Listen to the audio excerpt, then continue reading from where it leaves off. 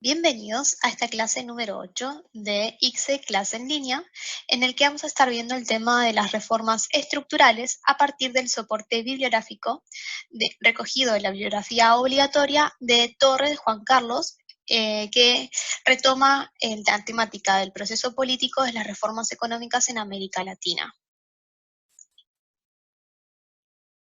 ¿A qué nos referimos entonces con las reformas económicas? ¿Qué fueron las mismas? El autor va a decir que fueron un cambio instrumental a los efectos de adaptarse a un medio adverso. ¿Qué significa esto de cambio instrumental? Es un medio para un fin, es decir, utilizamos una nueva batería de reformas para poder adaptarnos a este medio adverso que son las emergencias económicas que vivieron los países, ¿sí?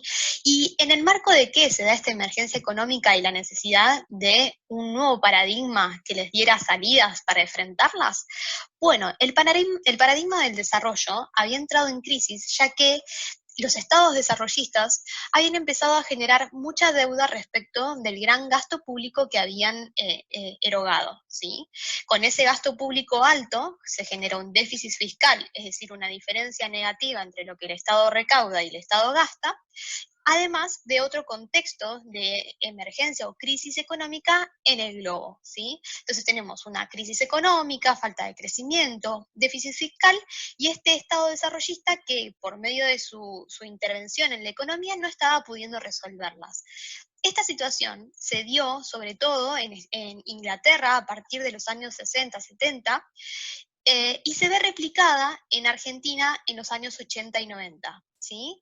Entonces, como Inglaterra había entrado en crisis con esta idea del estado de bienestar interventor en todas sus áreas y había salido hacia un nuevo paradigma del neoliberalismo, ese paradigma había sido una especie de ejemplo exitoso de resolución de ciertas crisis, había sido aplicado por países tercermundistas como por ejemplo Chile o Corea del Sur en previamente, ¿no? Que en Argentina, que también se había aplicado con cierto éxito en resolver las crisis económicas, por lo cual se presentó en la Argentina como un paradigma de opción al momento de intentar salir de la crisis económica que vivimos al finales de los 80 y a principios de los 90. Entonces, ¿cuáles fueron los objetivos que buscaron los gobiernos al implementar estas reformas económicas? En primer lugar, como ya dijimos, salir de estas crisis profundas económicas que estaban atravesando los países latinoamericanos, ¿sí? En segundo lugar, lograr refinanciar la deuda. ¿Se acuerdan que vimos en la clase anterior que Alfonsín había atravesado muchas dificultades porque habían dejado los gobiernos dictatoriales una deuda muy alta, ¿sí? Por lo cual la refinanciación era una cuestión muy sensible a resolver y, por otro lado, generar respaldo con esos acreedores o grupos económicos porque en el futuro iban a necesitar seguir tomando deuda, ¿sí? Y por último, racionalizar la decisión política, como dice el autor, en esta emergencia económica, que significa economizar las capacidades fiscales y administrativas del Estado, reducir el Estado en su tamaño e intervención. Por lo tanto, al autor Torre lo que le interesa es hacer una propuesta de análisis en la que puede identificar los factores que inciden en la implementación exitosa y el sostenimiento de dichas reformas económicas. Y obviamente armar un modelo explicativo para el estudio del caso argentino en este caso. ¿A qué nos referimos con esto? En general es una práctica muy extendida en la ciencia política armar teorías de medio alcance, es decir, pequeños modelos explicativos que luego se ponen a prueba al estudiar un caso en particular. Es decir, que al ver el desarrollo de una situación particular en un país, ese es el estudio de caso, se comprueba si la teoría formulada por el autor es cierta, ¿sí? O se refuta, es decir, que no se da el modelo explicativo en la realidad, ¿sí? Por lo tanto, el autor va a estar sosteniendo que en términos de lo que fueron las reformas económicas, pudo identificar 4 factores condicionantes que generaron una implementación exitosa y sostenimiento en el tiempo de estas reformas. El primero de los factores es el factor de la autonomía de los líderes. ¿A qué se refiere? A que los líderes tienen que poder tener cierta capacidad de traducir sus ideas u orientaciones en una política pública concreta, ¿sí? Si los líderes no tienen esta posibilidad, no pueden impulsar cambios en las políticas públicas, cambios en las decisiones de gobierno. La segunda es la de las reglas formales y prácticas informales, es decir, tiene que haber una especie de marco legal y un marco de prácticas que le permitan a los líderes y a quienes están implementando estas reformas económicas poder hacerlo. Las reglas formales dan recursos que se establecen y que uno sabe a ciencia cierta que tiene a disposición, como por ejemplo la emisión de leyes, como por ejemplo hoy en día la emisión de decretos de necesidad de urgencia, ¿sí? Son reglas que les dan instrumentos a aquellos que generan las políticas públicas para poder hacerlo. Pero también hay prácticas informales. Estas prácticas algunas las hemos mencionado en el transcurso de la materia, que hacen referencia a comportamientos establecidos y previsibles que no están escritos en ningún lado, pero que ordenan la práctica en general. Ya hemos puesto, por ejemplo, el caso de cómo se para un taxi en la calle o un colectivo, ¿sí? Todos sabemos que levantamos la mano y el colectivo frena o debería frenar. Eso no se encuentra escrito en ningún lado, pero es una práctica consuetudinaria, ¿sí? Que una práctica en la que todos sabemos cómo más o menos se debe hacer y entonces esperamos en relación a ello que el otro actúe en consecuencia. Hay un caso, por ejemplo, de estas prácticas informales que suceden en el Congreso, que tiene que ver con la asignación de las comisiones de trabajo, ¿sí? En el Congreso. Estas comisiones no están escritas en ningún lado cómo se asignan, quién es el presidente de la comisión, pero hay una práctica que de las más importantes de esas comisiones se le asignan al partido mayoritario y el resto se van asignando en relación con los intereses de cada partido y el peso político dentro del Congreso. Eso es algo que los partidos políticos esperan que suceda así y que en general sucede así sin ningún inconveniente, pero no está escrito en ningún lado. Lo respetan porque es una cuestión como si fuera una tradición. Por otro lado, tenemos en tercer lugar el contexto electoral. ¿Por qué es importante el contexto? Porque determina la distribución del poder político o de la política, ¿sí? Por ejemplo, en el poder legislativo, que le atribuye al presidente, que es el titular, digamos, de la cabeza del Estado, ciertas capacidades a la hora de determinar la política pública. No se olviden que el legislativo sanciona o sea, legisla sobre la ley y el Ejecutivo la sanciona, la ejecuta, ¿sí? Entonces, si yo, presidente, tengo un poder legislativo que se traduce en su distribución de poderes a partir del voto favorable hacia mí, va a ser mucho más fácil que yo pueda traducir mi voluntad en una política pública, en una ley. ¿Sí? Por lo cual el contexto electoral en el que se conforma un poder ejecutivo, un poder legislativo, es altamente importante al momento de analizar la implementación y el sostenimiento de una política pública. Y en último lugar, y no menor, porque venga último, tiene que ver el contexto de crisis. Algo que sostiene el autor, que es muy interesante, es que las crisis predisponen a la población a conceder amplio margen de acción a los gobiernos, ¿sí? Aún si lo pensamos como, por ejemplo, con la cuarentena, el gobierno obviamente está mucho más facultado para generar ciertas medidas que quizás en otro contexto la población no hubiese aceptado, por ejemplo, ¿sí? En el caso de las reformas estructurales, la salida neoliberal, si no hubiese habido un contexto de crisis quizás tan profundo, podría no haber sido una política aceptable para la gente, ya lo vamos a ver más adelante. Pero es para mí uno de los factores más críticos dentro de todos estos 4 factores que son ambos 4 muy importantes, pero que es el más crítico y el que en el análisis me resulta muy interesante para poder remarcar. Habiendo entonces establecido un marco para el análisis, el autor va a ir a analizar el estudio de caso, ¿sí? En realidad va a proponer 3 estudios de caso, pero por una cuestión de cómo se encara la materia, siempre decidimos trabajar en específico con el caso argentino por una cuestión también de cercanía y de interés. En el caso argentino, va a retomar los dos últimos o los dos gobiernos que generan estas reformas económicas o intentan generarlas, ¿sí? El primero es el gobierno de Alfonsín y el segundo es el gobierno de Menem, que históricamente son consecutivos. El gobierno de Alfonsín se encontraba en un contexto muy particular, ¿sí? Tenía una crisis económica, ya lo hemos hablado en la clase anterior, en donde podíamos observar la deuda externa existente heredada de las dictaduras, una inflación, déficit fiscal, ¿sí? Implementa ciertas medidas heterodoxas, también lo hablamos, estas medidas que combinan distintos paradigmas económicos en pos de saldar alguna crisis económica existente, ¿sí? O en pos de generar cierto desarrollo. Este plan austral lo que intentaba hacer era congelar precios, salarios, tarifas, ¿sí? Y en ese sentido también acompañarlo con una reducción del déficit público. ¿Cómo? Además, también reemplazando el peso argentino por el austral.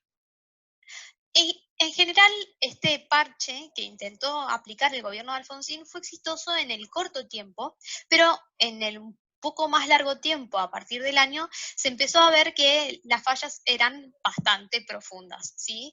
Y eso generó, obviamente, la profundización de la crisis, ¿sí? Por lo cual, y como ya les comenté que el paradigma del desarrollo había entrado en crisis y estaban buscando algún paradigma que pudiera venir a resolver la crisis existente, las ideas del neoliberalismo aparecieron como una cuestión interesante y hasta posible en la Argentina para adoptar, aún en alguien como Alfonsín que no tenía esas tendencias inicialmente. Por lo cual se establece una nueva propuesta económica de reforma que tiende a estos objetivos ortodoxos del neoliberalismo, ¿sí? Va a proponer como objetivo el cambio del rol del Estado, reasignando obviamente sus funciones y recursos y redefiniendo algunas reglas del juego. ¿A qué nos referimos con esto? Va a tomar medidas de planes de estabilización al intentar liberalizar la economía y reducir el tamaño del Estado. ¿A qué nos referimos con liberalizar la economía? Al destrabar aquellas barreras impositivas, sobre todo, que tienen que ver con el comercio exterior, es decir, lo que se importa y lo que se exporta, y en reducir lo que es la imposición de la recaudación fiscal a la población, ¿sí? Y obviamente reducir el tamaño del Estado, nosotros lo conocemos más como lo que fueron las privatizaciones de las empresas públicas, ¿sí? Y en consecuencia, analiza el autor, los logros fueron parciales. ¿Por qué? La liberalización de la economía la pudo llevar adelante porque para realizarlo se hace por decreto, se hace a partir de una decisión del Poder Ejecutivo del presidente y sus ministros, ¿sí? Evidentemente un ministro no le va a decir que no a un presidente para sancionar o modificar alguna de estas legislaciones, por lo cual eso lo pudo aplicar muy fácilmente. Ahora bien, las privatizaciones, o sea, para volver privada una empresa pública, necesita sí o sí pasar por el Congreso. Y ahí es donde se va a llevar la primera traba Alfonsín y no va a poder aplicar de forma total este paquete de reformas. Aquí aclarar que las privatizaciones no eran privatizaciones totales de esas empresas, ¿sí? Sino que eran bastante más modestas de lo que luego fueron las privatizaciones que llevó adelante Menem, ¿sí? Compartiendo obviamente la conducción y generando bastante capacidad de decisión sobre estas empresas, pero aún así dándole participación al sector privado en estas empresas públicas. Por lo tanto, al no poder implementar tampoco su paquete de reformas, ¿sí? La economía siguió profundizando esa crisis existente y se llegó a lo que se conoció como la hiperinflación, es decir, una crisis económica en donde los precios suben de manera rapidísima, de forma hasta, les diría, de hora en hora, ¿sí? Siempre cuentan, o por ejemplo, mi familia cuenta que cuando yo nací en esa época, iban a comprar al súper lo que sea que necesitaran, ya fuera comida, elementos de higiene, imagínense pañales para un bebé, y que intentaban comprar todo, ni bien cobraba la familia, porque al día siguiente no sabían qué iban a poder comprar con eso, ¿sí? Porque ibas a una hora y a la hora siguiente ibas y atrás tuyo iba el tiqueteador intentando cambiarle el precio para aumentar a lo que ya había tiqueteado a la mañana, ¿sí? Eso es la hiperinflación, para que entiendan la dimensión. Estamos acostumbrados a vivir en contextos inflacionarios, pero la hiperinflación es un proceso que hace exponencial esa vivencia que hoy conocemos. Por lo cual, el gobierno de Alfonsín tuvo que ceder en términos de adelantar las elecciones en este marco de crisis, y en esas elecciones sale victorioso Menem, ¿sí? Que se había presentado en las mismas por intermedio del Partido Justicialista o el peronismo, como ustedes lo conocen.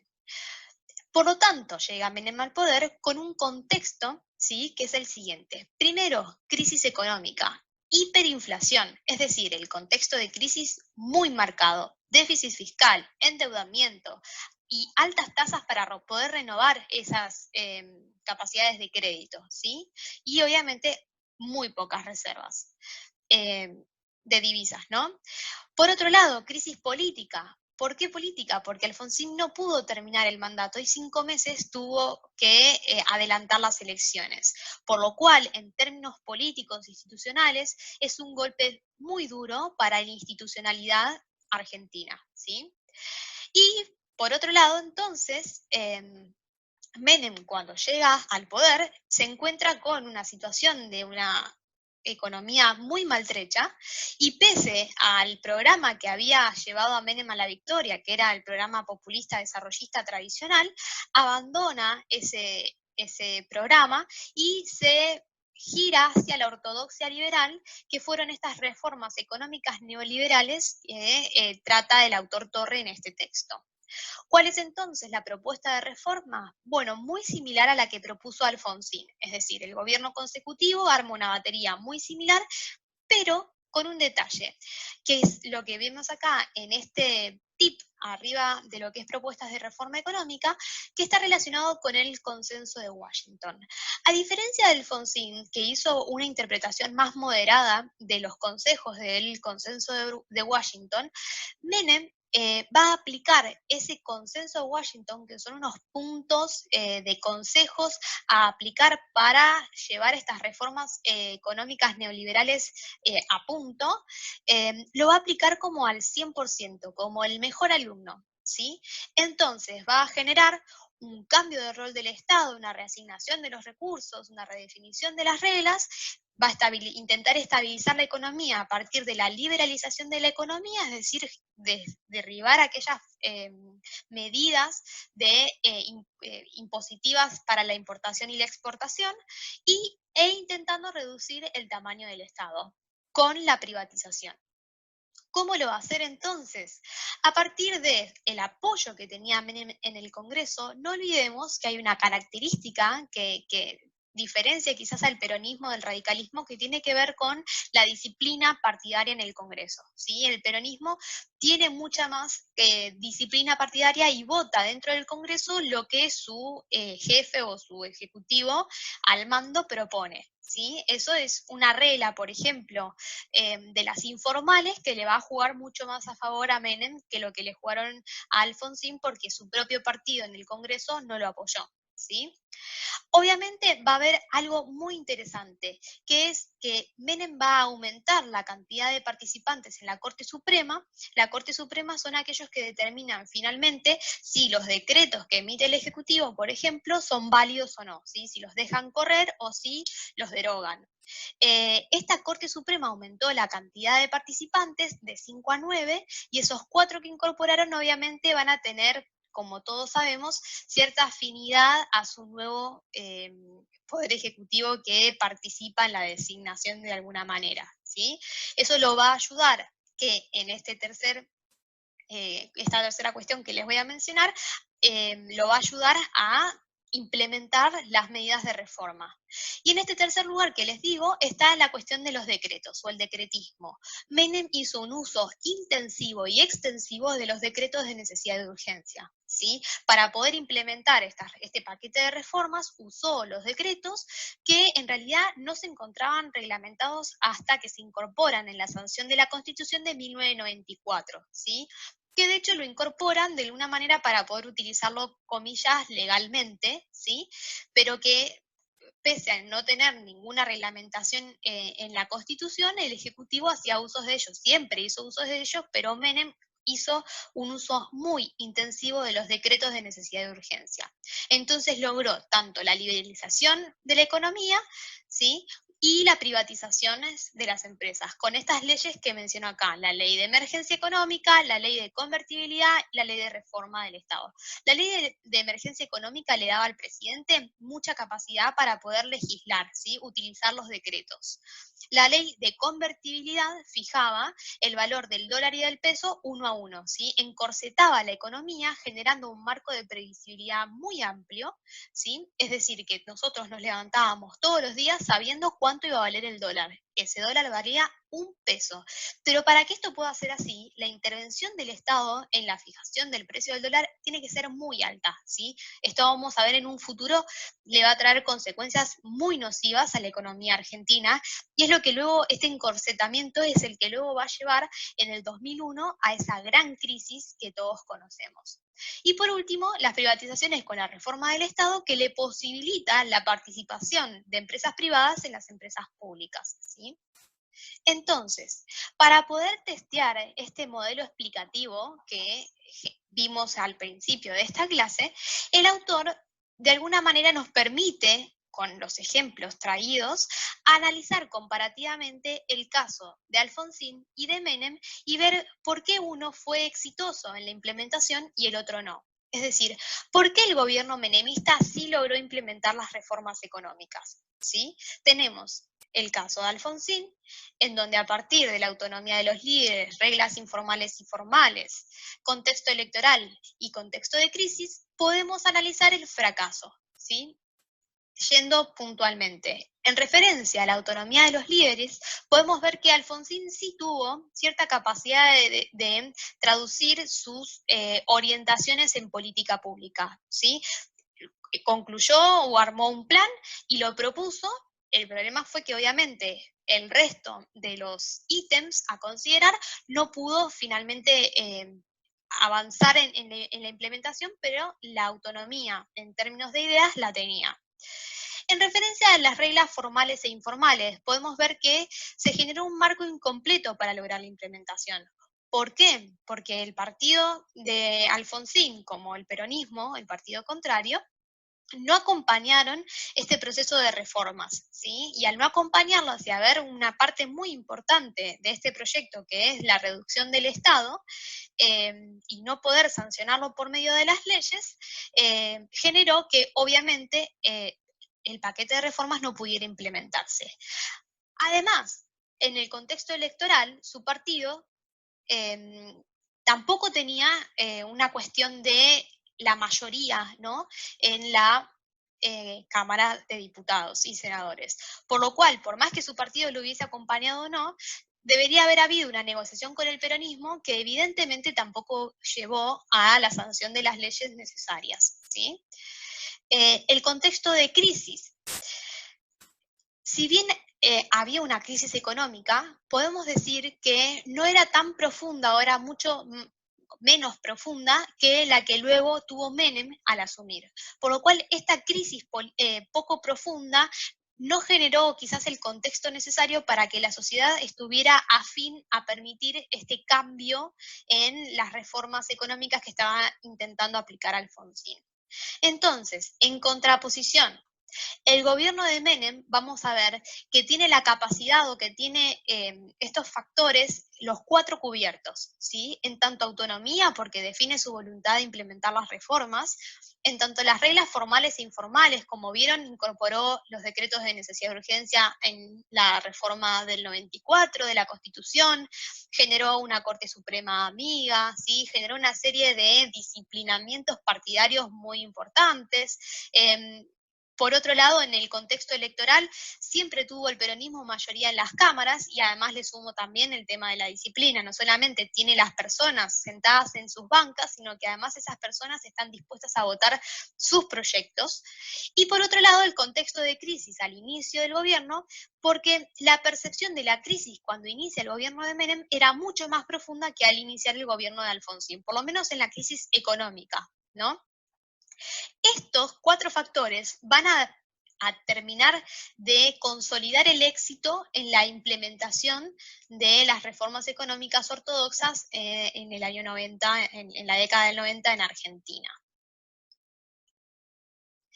En conclusión, entonces, Podemos decir que las reformas económicas son como resultado de la crisis del desarrollismo y la aparición de una nueva teoría ortodoxa que fue el neoliberalismo, ¿sí? Tuvieron que confluir los dos en pos de poder generar estas reformas económicas ortodoxas en América Latina, ¿sí? Por otro lado, los factores condicionantes, estos 4 factores condicionantes, como vemos en el ejemplo de Alfonsín y de Menem, tienen que cristalizarse para lograr una reforma estructural. Y es evidente que el gobierno menemista logró cristalizar un control sobre esos 4 factores condicionantes. En tercer lugar, me gustaría remarcar la cuestión de la emergencia económica. Como ya les dije, es un factor que para mí es muy importante y muy interesante en el análisis, porque en algún punto legitima a la decisión de los ejecutivos y su autonomía para implementar estas medidas más radicales, más impetuosas de cambio, ¿sí? Y por último, que también es algo interesante a forma de conclusión al analizar el gobierno menemista, al implementar las reformas económicas, orientó a nuestro sistema político de una forma más decisionista o una democracia delegativa, dice el autor. ¿A qué se refiere? Al hacer un uso intensivo y extensivo de estos decretos de necesidad de urgencia, deja de lado la función del Congreso, que es la de legislar, ¿sí? Y la pone en el área del Ejecutivo, cuya función legal o constitucional es otra, ¿no? Que es la de ejecutar.